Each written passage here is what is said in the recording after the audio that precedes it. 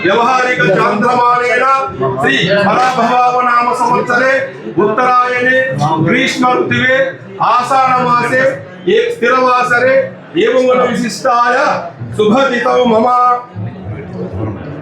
कमलज गोत्रोद्भवस्य यजमानस्य श्री कंदिकुट वेंकट प्रसाद नामधेयस्य धर्मपत्नी धर्मकांत यशोदा देवी नामधेयस्य सा कुटुंबानां रेचल गोत्रोद्भवस्य चंचय नामधेयस्य सा कुटुंबानां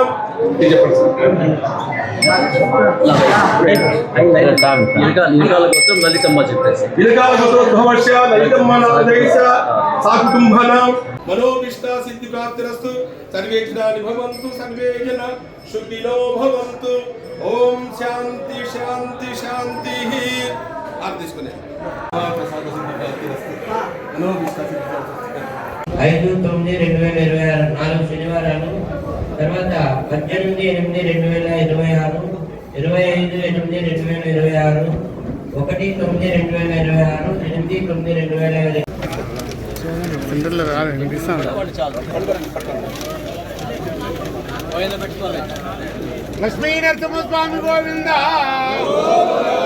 పాడుతుంది ఆంజనేయ స్వామి గోవింద, మల్లికార్జున స్వామి గోవింద గోవింద గోవింద గోవింద.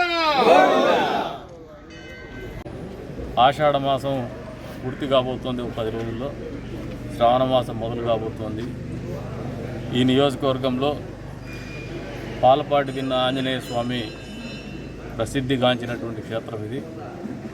ఆ పాలపాటి తిన్న ఆంజనేయ స్వామి ఉత్సవాలు కూడా శ్రావణ మాసంలో పెద్ద ఎత్తున నిర్వహించడం జరుగుతూ వస్తుంది అనాదిగా. ఈరోజున దాదాపు 1,50,000 మంది భక్తాదులు ఆ నెల రోజుల వ్యవధిలో సందర్శించేటువంటి కార్యక్రమం ఉంటుంది. దానికి కావాల్సినటువంటి ఏర్పాట్లు కూడా ఈ రోజున ఒక అడాక్ కమిటీ ఏర్పాటు చేసుకొని పూర్తి స్థాయిలో భక్తులకు ఎక్కడా అసౌకర్యం కలగకుండా అన్నదాన కార్యక్రమం కావచ్చు, శానిటేషన్ కావచ్చు, డ్రింకింగ్ వాటర్ కావచ్చు, రోడ్స్ కావచ్చు, ఎలక్ట్రిసిటీ కావచ్చు, వీటన్నిటినీ కూడా ఒకసారి రివ్యూ పెట్టుకున్నాం. ఏమాత్రము ఏర్పాట్లు వాళ్లకు అసౌకర్యానికి గురి చేయకుండా అన్ని రకాలుగా సౌకర్యాలు ఏర్పాటు చేస్తామని చెప్పేసి కూడా భక్తాదులకు తెలియజేస్తాను. చాలా నమ్మకం పాల్పాడి తినే ఆంజనేయ స్వామి అంటే ఈ ప్రాంతవాసులు. మరి అటువంటి నమ్మకాన్ని ఒక సంతోషంతో శ్రావణ మాసంలో వస్తే వాళ్ళ కష్టాలు తీరుతాయని, వాళ్ళు మొక్కినటువంటి మొక్కులు తీరుతాయని చెప్పేసి, వాళ్ళ కోరికలు తీరుతాయని బలంగా నమ్ముతారు.